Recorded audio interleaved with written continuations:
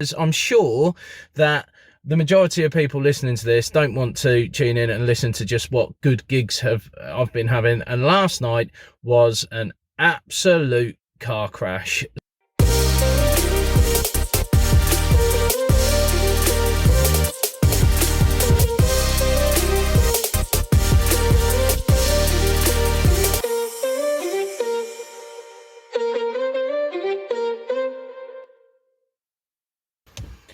Hello, I am back on the long road once again, where tonight I am in Cambourne, just outside of Cambridge, doing a gig for Big Deal Comedy, a guy called Jason Stamp. I've gigged for Big Deal a few times now, and every single one of them has been fantastic. So I'm really excited to have what I'm sure will be another good night. I owe you an apology. I'm so sorry. Last night I was in Letchworth, but at the end of my gig in Woking on Thursday night, I managed to break the holder that I have for my phone stroke camera to record all of these.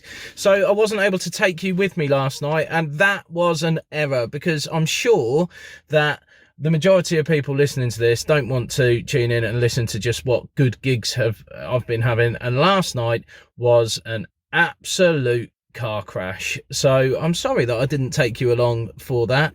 It was in Letchworth, and in a weird little sort of, didn't quite get the vibe for what it was. It was sort of like wine bar stroke cafe kind of place, right next to the train station there.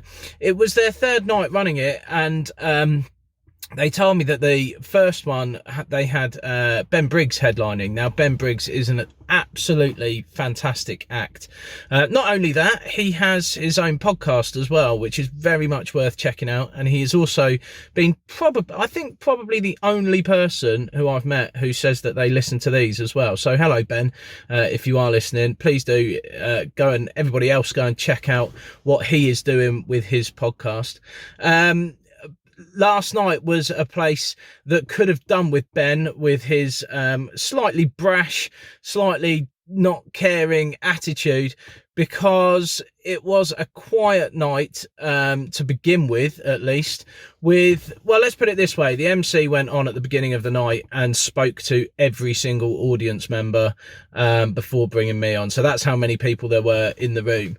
And it was a bit hard work trying to get them on board. They seemed nice enough. They seemed to be enjoying themselves, but by politely smiling rather than laughing out loud. And obviously when you're on stage, that is not the easiest thing to contend with. You kind of need that feedback, that live response to what you're doing. So it was okay. I don't want to be one of these people that has an all right gig and then says it was horrible. It was all right. I enjoyed being on stage. It was just harder work than perhaps some nights can be with that smaller audience. Then there was a few newer acts as well. They went on, again, similar sort of thing, really. Quiet audience. They found it quite tough, I think. But the evening changed in the second break. Now, to use a football term, it was absolutely a game of two halves last night, because in that second break, a group of four, definitely middle-aged men who had clearly been enjoying the evening, having a few bevies, turned up quite drunk, quite loud, quite abrasive. They weren't unpleasant. They weren't being aggressive, but they were definitely dominating the night. They thought that they were funnier than any of the comedians who were on. They wanted to talk, they wanted to shout out, they wanted to join in, they wanted to make it about them. They wanted to comment on everything that the comedians were doing. As I say, fortunately, I missed this myself. It wasn't for me to have to deal with. Now, usually when that sort of thing happens, then you would look to the owner of the venue to kind of step in and make it clear that if people aren't going to play ball, then they aren't welcome to stay at the night. But I think that they were quite good friends with the owner of the venue, or certainly were regular customers. So he just sort of smiled awkwardly whilst continuing to serve them drinks right the way through the show, even whilst the acts were on, kind of interrupting what they were doing in order to serve drinks. So it just became absolutely impossible to deal with, really, to the point where Caroline, our primary school teacher who was in the crowd, told them off halfway through, which was probably the funniest thing that happened all night, was her getting involved and making it clear that they needed to behave themselves and wind their necks in and just keep quiet, which they sort of did a little bit, but there was just, by that point, they'd created such an awkward atmosphere that people were just feeling uncomfortable. The rest of the audience just felt a bit uncomfortable, I think, and it really, really killed any kind of atmosphere that had been built in the room.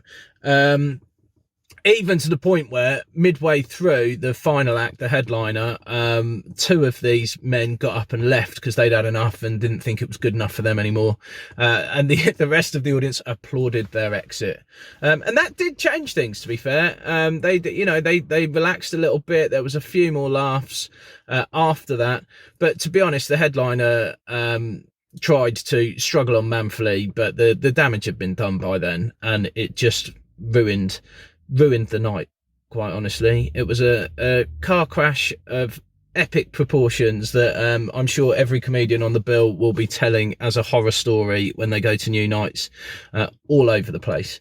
Anyway, so I've survived that. Oh, just about survived that. I also then got back to my car after that to discover that one of the delights of Letchworth chav community, I'm going to call them that because I'm going to assume it was one of the group of young hooded chavs were hanging around outside the venue. One of those delights, I'm pretty sure it was them, had kicked the wing mirror clean off my car. So that was a joy to have to contend with. So not only was it a new material night that I wasn't getting paid for, it's actually cost me, if the quotes that I looked at today are right, somewhere in the region of 220 quid for a new wing mirror. So I better get out and probably try and earn some money in order to pay for that. So I'm going to head over to Big Deal, where it can only be a better night than last night, and I'm sure it will be, because as I said, I've done a few of these and they are always cracking nights.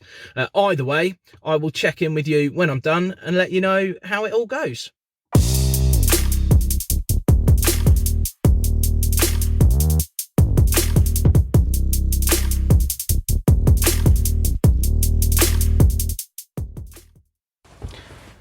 So I've just finished at Big Deal Comedy Club in Cambourne, and my word, what a difference that was from last night. So much better. It was a lovely packed room of about 60 in, all much more up for it. I say that, I had a bit of a weird start tonight. Jason, who was emceeing, had mentioned in his introduction to me that after me there was going to be a break, and I think that just put in a few people's minds, oh yeah, we could have a break, that would be nice, rather than listening to this guy. So they were a little bit reticent for just the first, I don't know, 30 seconds or so, but I did get them with my first joke. So then we went from there, and it was lovely right the way through. I met a nice young couple who, when I asked about what people do that really winds them up, they told me that they have a fart chart. Never heard of one of those before. They've been keeping tallies of how much each other farts.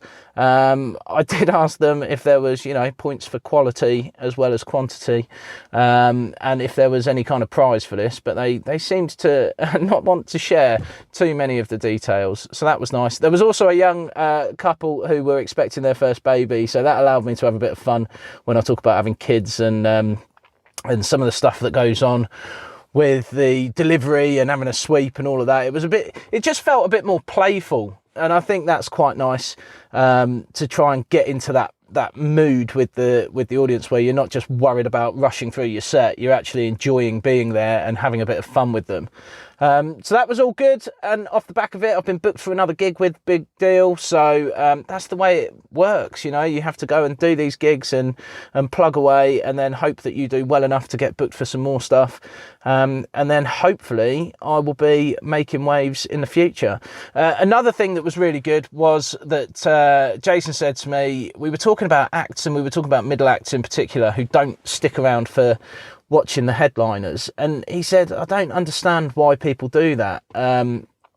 And I don't always, it really depends where I am, but I'm only 45 minutes from home tonight. So I did stick around and watched Anthony King, who has been gigging for years and years and years. And Jason's absolutely right. You can learn so much. Tonight it was just about delivery. Anthony's got a really lovely, slow and gentle style. And there was just something that was really great about that and made the audience want to listen. And it also means, because of that, sort of the punchlines almost come unexpectedly. And I think that worked really well, because they're sort of there and you find the punchline. Sort of there's almost like a slight delay before you find the punchline, and he really seemed to play on that and enjoy that and take his time to let it settle in with the audience. So that was a fantastic set. Really very much enjoyed it. Anyway, so I'm going to use that. Oh, I'll tell you the one thing that did unsettle me. I've never really had this before. I've had stuff that doesn't work, obviously, and I've had moments where it's kind of not landed how I've wanted it to. But I had it tonight with my closing joke, and I've never had that where I've been kind of on top and got the audience on my side and doing well, and then just that final joke doesn't work, and it really threw me. So I need to go away and think about that, and maybe have a banker, something that I can fall back on just in case that happens, because I was unprepared for it tonight, and I just kind of went, I don't really want to leave you like that. But that's my time, and off I went. So it wasn't the greatest start or ending tonight, but in the middle had a really good time and really enjoyed it, and hopefully will be the start of quite a few more with Big Deal, and maybe some other clubs as well. I don't know. I'll keep plugging away. Off with plenty of gigs next week, so I will take you along for the journey on those as well, and look forward to seeing you next week on the long road.